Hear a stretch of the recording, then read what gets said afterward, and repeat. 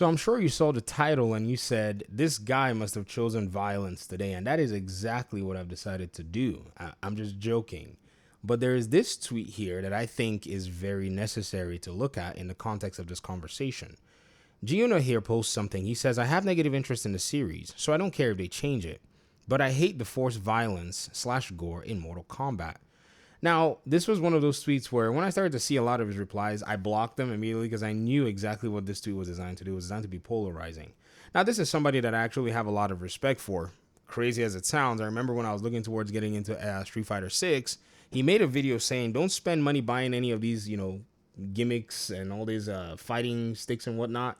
And I didn't listen to him, and I bought this one with, the directionals, thinking, yeah, I'll play, Guile and Chun-Li.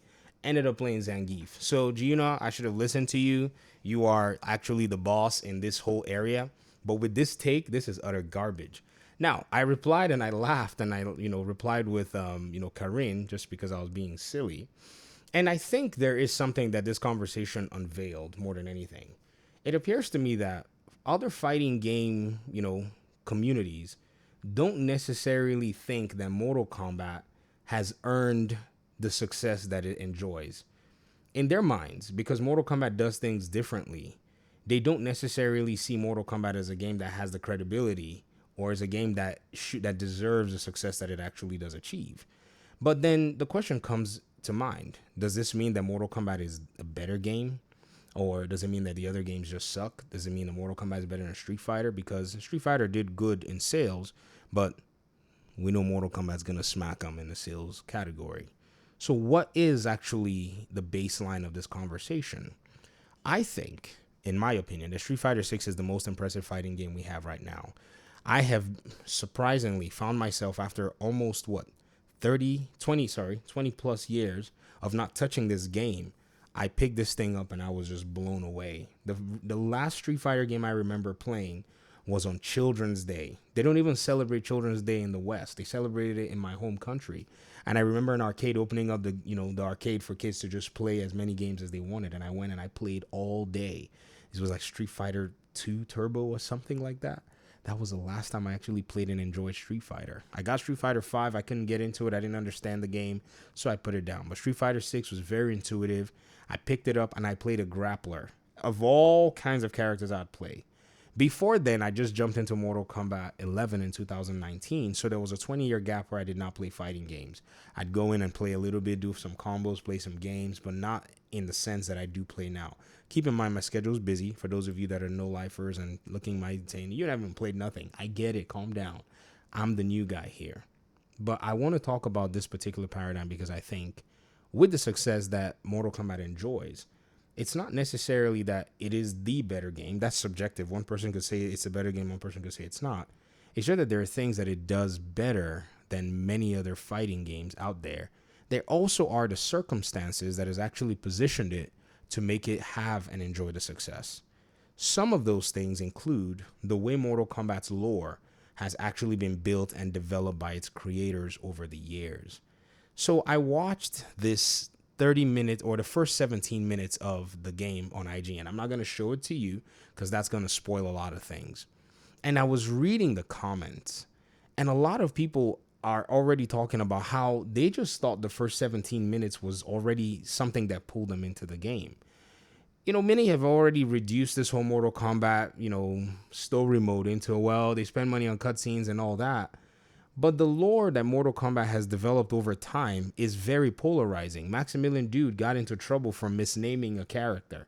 Oh my gosh, the internet exploded. And expect that from fans in many genres, by the way. Even Destroyer, who is a huge Mortal Kombat community member, hosts a lot of competitions and tournaments, even joked about it because he misnamed another character. But this is something that happens across the board. And you will see that this is at the core. What makes Mortal Kombat kind of stand out?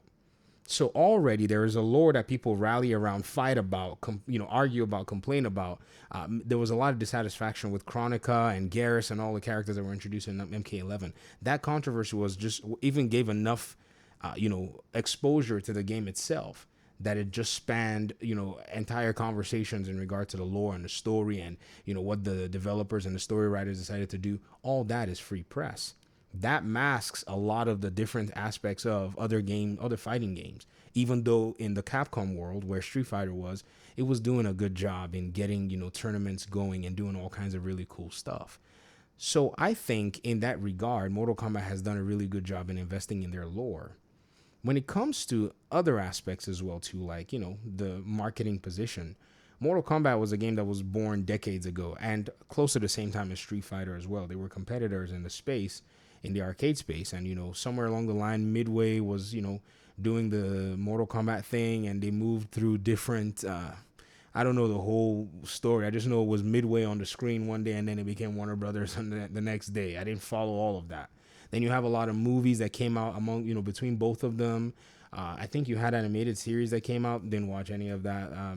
I don't really know how all this stuff transitioned, but I do know that if you actually consider what has been going on, it seems like there was a strong investment in Mortal Kombat's lore, and its creators were wanting, and they maybe understood or thought that if we made this cool ninja fighting game, much more ubiquitous and all of that, then it appeared that they seemed like they were going to go ahead and make something cool out of it. So that was also one aspect. The other side too was Mortal Kombat. Like if you look at Mortal Kombat controversy from back in the day, that was also another thing that put Mortal Kombat in the limelight. This was something where Mortal Kombat was, a game that really was controversial. If you think about, like, if you go to the Wikipedia article, I think you'll see some stuff about violence and Senate hearings. And, Mortal Kombat just has a lot of exposure on different spheres. They wanted to, basically nuke this game from orbit. It just really was polarizing in a sense overall. So the success that Mortal Kombat enjoys today is one of familiarity. A lot of gamers, if you look at the average age of gamers, especially in the, 25 to 35 category, 18 to 35 category, have had exposure to Mortal Kombat in one form or the other. So this is why you're going to get that in regard to, say, Mortal Kombat having that popularity and having sales. However, whether or not it's the better game is still a subjective point. Whether or not you like the gore or not is still a subjective point. Many Mortal Kombat players don't like the gore. I'm one of them. I don't like the gore at all. Why would I want to sit there and see people, their guts get ripped out? I don't like it. But it's something that we know comes with the genre. It's not like I don't know if anyone enjoys it. Don't tell me in the comment section if you do. I don't want to know.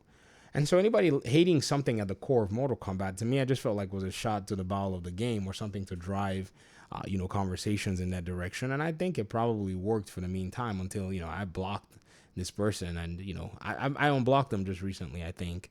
And it's very interesting to see how the reactions to MK1 also came about, because this conversation not only sparked, it went everywhere. There were all kinds of different complaints. Some people started out with like, the animations from, MK11 are just, or MKX are just bad. They use that katana photo, that katana photo that everybody uses with her low kick. And then when it came to MK11, there was a YouTuber, Sugar Punch Animations, who actually praised the animation for a little bit. And then he went back and slammed it. Then he slammed the fact that there was gore, just a lot of different things. And I think from what I'm getting, it's just kind of this sense that Mortal Kombat doesn't deserve all the success it gets. That's what I see, because every fighting game can do its own thing in a way it wants to do it. Overall, Mortal Kombat animations improved a lot in MK11. In fact, I think they watched that video and they improved all their animations, and I thought it was very good. I slow them down and I look at them, and you can tell that they're actually well done animations for realistic 3D fighters. They're not like your other games that you can pretty much exaggerate your animations in a sense.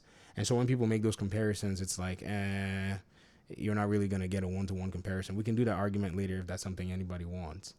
But I think at the end of the day, Mortal Kombat 1 is going to continue to, showcase that legacy. From what I've seen in this first 17 minutes, and I ignored it.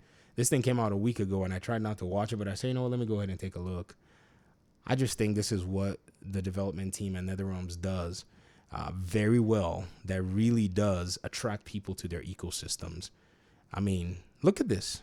They put a lot of people, look at the comments. I'm loving how Raiden and Kung Lao have such a great relationship in this timeline. This is a fantastic story leading to the backdrops. The comedy is great.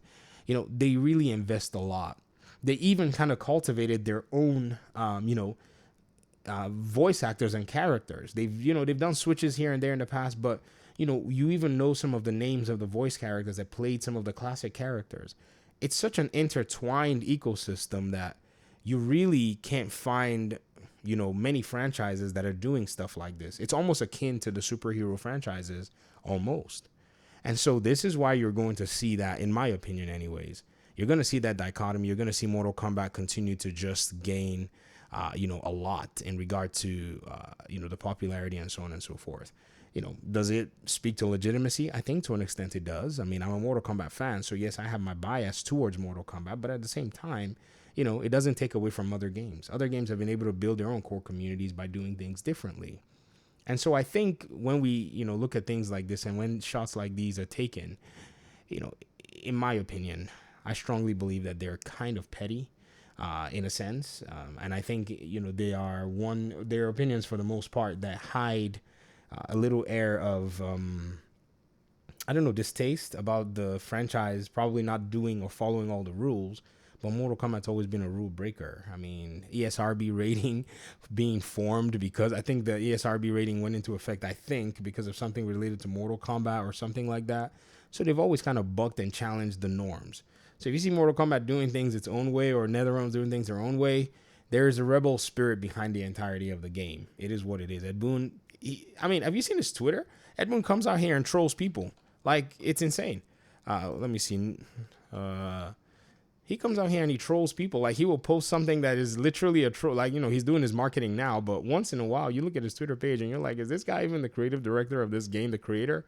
But he is that guy. He is a guy that is kind of rebellious in a sense. Very, in my opinion, a very interesting marketer overall. So this is kind of my take overall. I like both games, which is crazy.